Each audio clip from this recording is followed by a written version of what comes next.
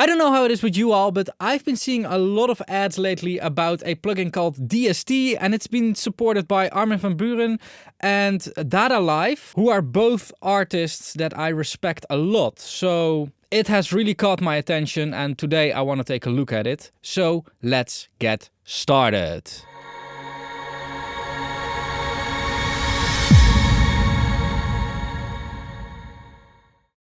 Alright, so what is DST? DST is multiband distortion to bring your sound to life.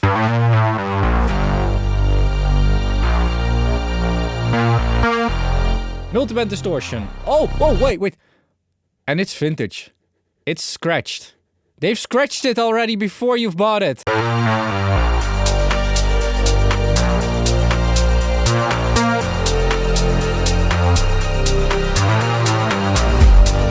Bring your sounds to life. Okay. Add harmonics and character. Okay. But how does it sound?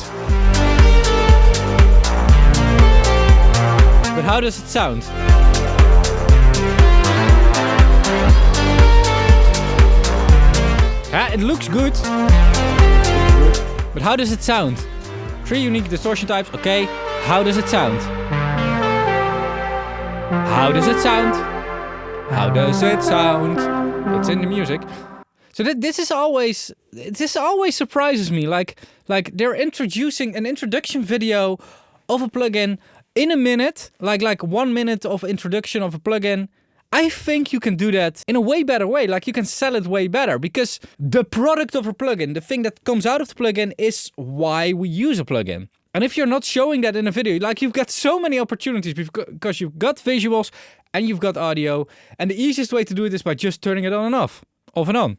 Whatever, A/B testing. 47 euros by now. I actually bought it because there is no demo available. So we can't hear it from the first video. There are probably videos where they are demoing it. I hope so. But the best way to know if something is suited for you is by trying it out. And with software, the cool thing is that we can make demos. So why to buy it now and then later on refunding it? Alright, features. A simple and powerful user interface. Next level, 3-dimensional interface to inspire easy editing and endless tweaking. So 3D interface is something that I've always wanted. I mean, 2-dimensional things is really something from the 80s. So next level interface, 3-dimensional interface. This is the first feature. It's the top feature. It's on the top of the list. It's a 3-dimensional user interface. The top feature is not even the sound. 3 modes of distortion. Alright, so now we're talking about something. So we have 3 different characters. Yeah, 1, 2, and 3. You've got something visual. 4 bands to manipulate your own sound. So this is the multi-band thing. Well, that works. If that's how the user interface works, that works for me. I mean, really simple. Just showing where the bands are at and probably how much you are distorting or how much you are whatevering. All right, feel the difference. So now we're talking about sound, basic saw with DST. I'm not going to play these back because I'm just going to try it on my own. Again, I just think that the sound of a plugin should be your number 1 USP. And then, of course, user interface, that kind of stuff is very important, but that should be second on the list. And I actually think that if we look at like FabFilter, I like FabFilter a lot because of their user interface, but I wouldn't have liked them if they weren't sounding good. So you can put user interface on 1, but without a good sound, you won't win the game. All right, technical specs, works with everything. Apple M1 compatibility via Rosetta. So yes, that's compatible, but I wouldn't say compatible. It works. I don't know how it is in other DAWs, but Rosetta works in Reaper, but the integration is not great. All right, so this is it.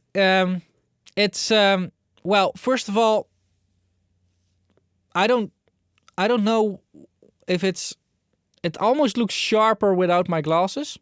Almost.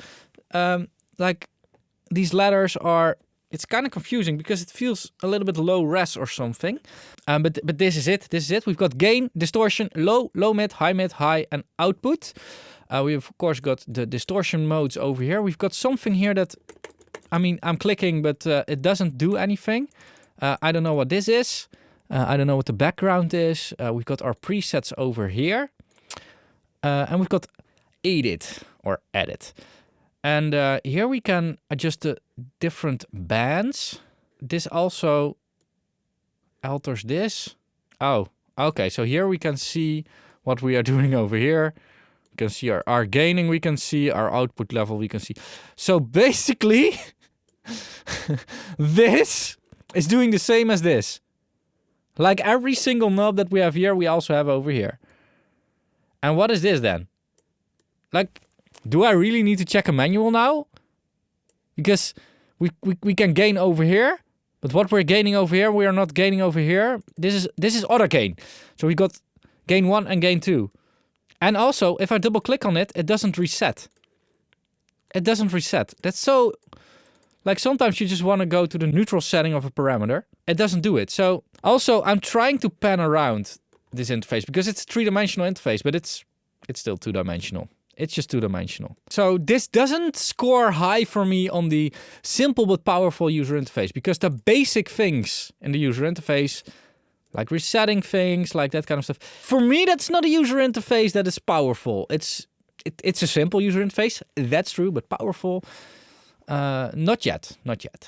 Now let's run some audio through it. And I forgot the name of the song. So if you know it, leave it in the comments down below.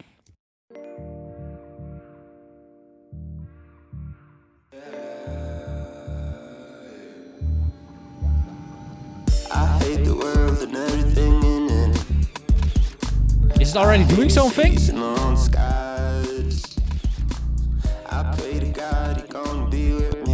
Well, it is gaining. It's adding gain. So it does add a little bit of gain, but it's probably also already doing something because the distortion is opened up. I mean, from a marketing point of view, it's a good idea to do this because immediately when you insert it, it's doing something and you're like, whoa! I still don't know what my stance is on that. Like, do I want to plug in to immediately already do something, or do I want it to be neutral and then dial in the settings? I'm not sure yet. Anyway, let's play around with this thing.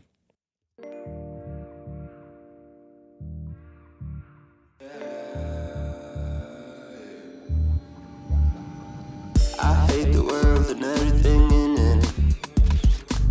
I hate the season on skies. Let's make an equal gain. When I finally lose my mind, said I could be myself if you want. It's very minimal what it's doing. Let's drive it a little bit more. So we're getting a lot more gain. Just to get you off my mind. Who doesn't wanna get naughty? Come on, I want distortion. If it's on the tropical, I want distortion. No matter what, we gon' swallow it. Trust no one, win everybody. Kissing a kid with Bacardi. That's distortion. The sexiest model. He gon' say what's on the hardest. That's distortion. 2 steps left till I get to your doorstep. Will you let me rest my head for a moment? I'll let you sit on it. Zo.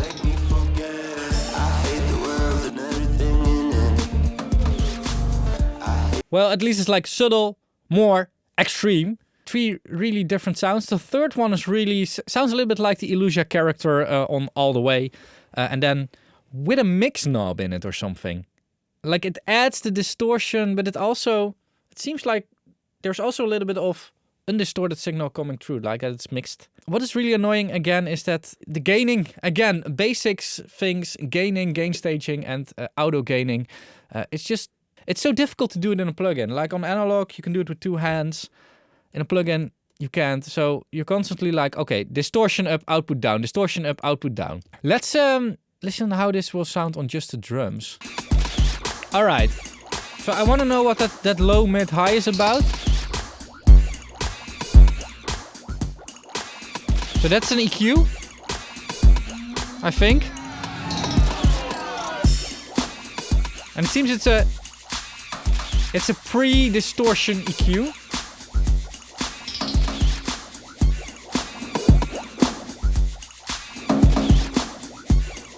What's this then? Is this a...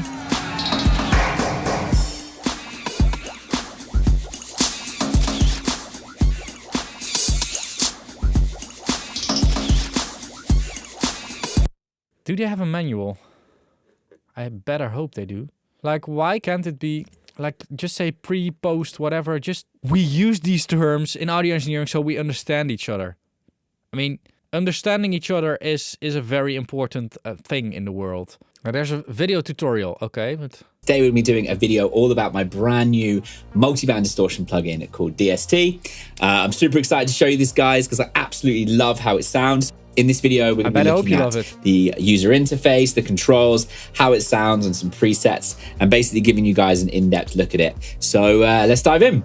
And next up, we've got 4 controls here. We've got low, low mid, high mid, and high. And these are like output gains per band. So he's saying that these are the output gains per band, but is that on the...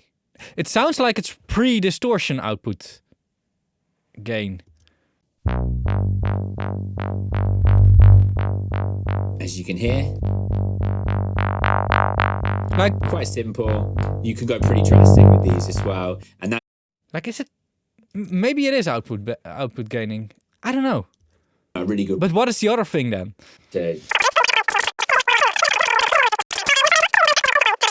Okay. So you have 4 bands here. Pushing these bands up is like the input gain. Okay, input per gain. Band. So you can hear it. Okay. You're driving a lot more signal in there. And then you can adjust the width of the band. Now this one's really interesting because it really gives you a different tone. All right, so what he's saying, this is output gain and this is input gain. So we've got a pre-EQ and a post-EQ.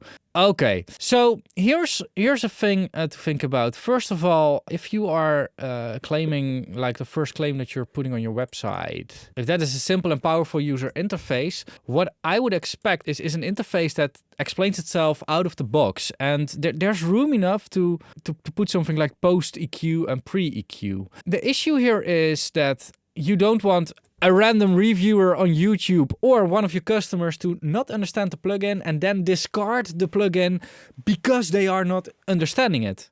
So, conclusion time. Distortion plugins are always a bit difficult to review and to value. A reason for this is that coloration and distortion is almost endless in its possibilities. Like there are so many different ways to distort music and to shape the distortion and that kind of thing. And if we look at the extremer customizable stuff from, for instance, FabFilter, but I'm pretty sure Melda Productions has an even complexer one. Like, you can do everything with it, but that can also be your limitation. Because if you're in a vibe, if you're in a flow, you actually do not want to spend an hour on creating your distortion, which you want to put on a sound somewhere in the background. You want to move on with your mix. And on the other side, we do have plugins like DST, but also a few other ones, even one-knob plugins and that kind of stuff. DST is a little bit then in the scent, a little bit over here, I think, because there is some customizability in here. I do like the way that how they're thinking with like pre and post gaining. So you're shaping the distortion by pre and post gaining and adjusting the bands from here. But those type of plugins are really cool when you are in that vibe, when you are in that flow, when you want to move on. What is important then is that you really know this plugin and know the sound of the plugin, so that you remember the sound and while you're doing something, either mixing, production, maybe even mastering, that you just know like, oh, I want this sound and I need to do this in order to get that sound. So preparing, studying, that kind of stuff is really important then. Now, what I would like to see in this plugin are a few things in order to really make it easier to use. One of the things I would like to see is of course some explanation of what the things are doing. Automatic gain compensation is really a must to have in here. And this is a bit of a creative idea and it's not really necessary for a plugin, but it could be cool to have, is that you can link this. When you gain before the distortion, that it cuts after the distortion, so that your EQing actually stays the same and you're only changing where the distortion is responding to. So that would be really cool. So again, it costs 47 euros.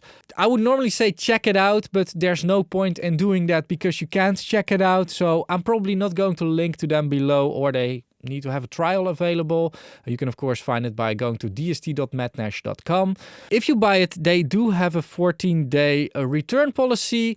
I'm not feeling that. I really think that having a trial available is better. Now, as a disclosure, I'm not in contact with Matt Nash or the people behind DST. I bought the plugin to make this video. I'm not planning on returning it because I've now used it for a commercial purpose, so I don't think it's fair to return it. If you do think I need to return it, leave a comment down below. Now, because of that, everything that I was saying was my complete independent opinion. And if you like my independence, make sure to support me. And one of those ways is by using my affiliate link. I'll link Toman over here and Sweetwater over here. They're also in the description down below. And if you use one of these affiliate links and then buy something in those shops, a little bit of your purchase gets kicked to me. You're not paying anything extra. They are just paying a little bit of their profit to me. Another way to support me is by pledging a bit to my Patreon campaign, which I'm going to link over here. And on Patreon, you get early extra videos, answers to your questions, and some other good stuff. Last way to support me and the YouTube platform is by watching more videos. So I'll link one of my videos over here, but YouTube will do its best to link other stuff around this video as well. Now, I want to thank you all a lot for watching. Don't forget to subscribe, keep pushing, and bye-bye.